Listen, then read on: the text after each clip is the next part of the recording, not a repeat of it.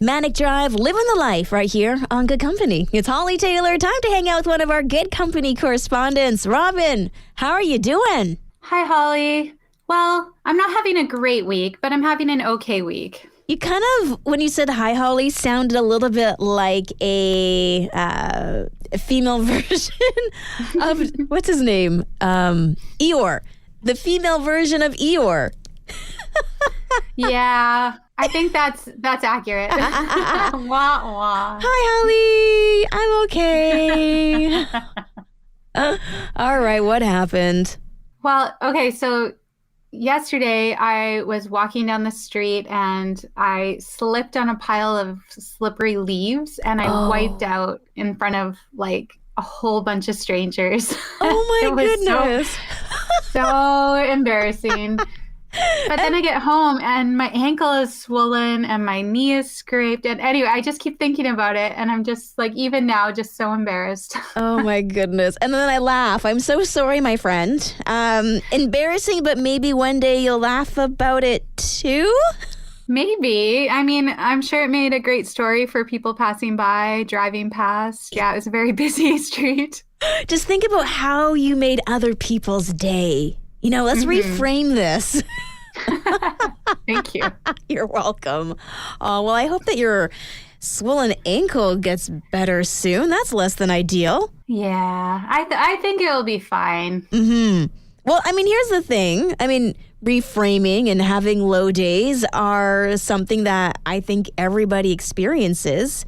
I love that quote, though. It's not about falling down, but getting back up again or something like that. No pun intended, please. That's not what I meant. Like, it's just, it's true though, isn't it? Yeah, the fact that you can pick yourself up after kind of doing something embarrassing or having a failure. Yeah, it shows more about your character, I think, than never falling in the first place. Yeah, and unfortunately, it's in those embarrassing moments, in the valleys, that our character really does get fine-tuned. Why? Why can't it be in the great moments, you know? Right. And we'll just like learn from it and then keep doing that. Yeah, that's just not how we're wired. Yes, which is unfortunate. However, we have, I think, collectively learned some incredible lessons throughout our lives. And it's something that we can even pass on to the next generation. How do we navigate some of those difficult situations? So, Robyn, what did you learn?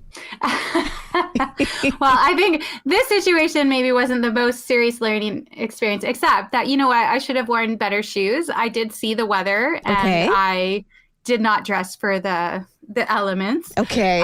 So that is definitely lesson learned. And I think also just like it wasn't as big a deal as it feels. Like I fell, it happens, it's fine.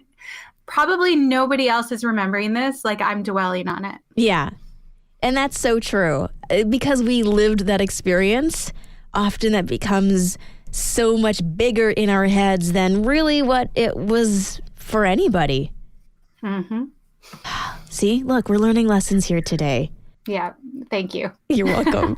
Some of the keywords, though, that we're hearing just in not regular conversations, but in some of the conversations, I would say, especially with some of the younger millennials, about dopamine and hormones and how they impact our moods. And dopamine, I know, has gone viral. We'll have a little bit coming up later on in the show about the dopamine meal as a little teaser. But for trying to work with that hormonal level and to help shift some of those things so you can have more of the good hormones, what are some of the things that you have noted or learned about trying to do things and set yourself up for success in those regards? Yeah, I honestly love that we're exploring like just natural ways to like boost your mood or focus on more positive things, like not in a fake way, but just like reminding yourself that not everything is bad or negative. And so, yeah, it's a great reminder. Like it is so easy to completely fixate on the one bad thing that happened in an otherwise awesome day and let that ruin kind of your whole day, inform your mood, change the way you treat your family or friends. And so some of the things that I do is I really do try to like focus on like, is this true what my brain is telling me? Or is this like just yeah, like blown way out of proportion, for example, like being embarrassed because I fell over. Yeah, exactly. But that's the truth is it's not a big deal. Like, yeah, it was embarrassing. Yeah, I wish it didn't happen. But like I had an otherwise awesome day. Why can't I just remember that stuff? Yeah. And writing out those lists too. Like if you're really in a rut, grab a pen and a piece of paper and writing down the things that you really did enjoy about the day. Mm-hmm. Yeah. And there's something about pen and paper, like not just typing it in your phone or on your computer. There's something about like actually handwriting it with a pen. If anyone remembers how to do that, it actually like activates a part of your brain that like retains memories better. So it's a really good practice. Yeah. So you can write down the good things and then just leave the bad off the paper and you'll be more inclined to remember the good and not the bad. Yeah. Science. I really believe that. Science. Because we're scientists here. No, we're not. But we played one on TV.